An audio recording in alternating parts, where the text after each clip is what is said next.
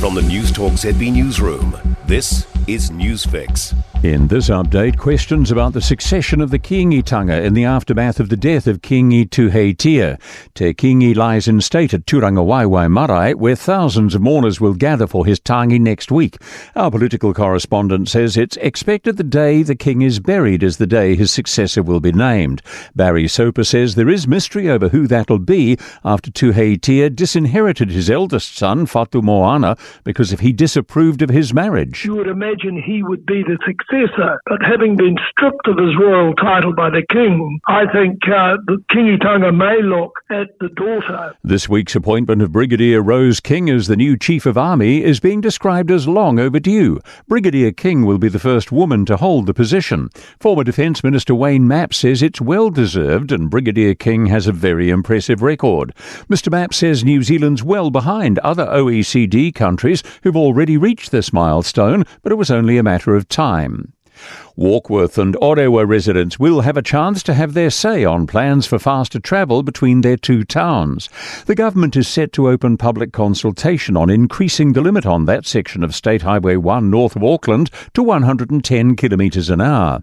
Transport Minister Simeon Brown says it would support their goal of boosting economic growth and productivity in the region. Rodney Local Board Chair Brent Bailey says he's not sure of the economic benefits, but a higher speed is potentially feasible. The commute times will be shorter and people will feel better about it. I mean, it was a very, very expensive piece of road. We might as well use it to its fullest capacity. New Zealand and Canada have strengthened cooperation around emergency management. The National Emergency Management Agencies signed an agreement with Public Safety Canada to share best practice and lessons learnt from previous disasters. It'll mean more data sharing and an increase in the number of joint research projects, conferences and workshops. That's news. In sport, a surprising upset at the US Tennis Open at Flushing Meadows.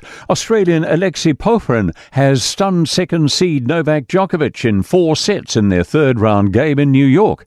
It's Djokovic's earliest loss at a Grand Slam since 2017 and earliest at the US Open since 2006. Popyrin is stoked to reach the round of 16. I've been in the third round about 15 times in my career, but I haven't been able to get past to the fourth round. And to be able to do it against the greatest of all time, to get into the fourth round is unbelievable, you know. Taranaki has had a come-from-behind 22-18 win over Otago in their NPC rugby game in New Plymouth. Counties Manukau picked up their first win of the season, a 36-33 win over North Harbour in Albany. That's sport. I'm Joe Gilfillan. For more news, listen to Newstalk ZB live on iHeartRadio.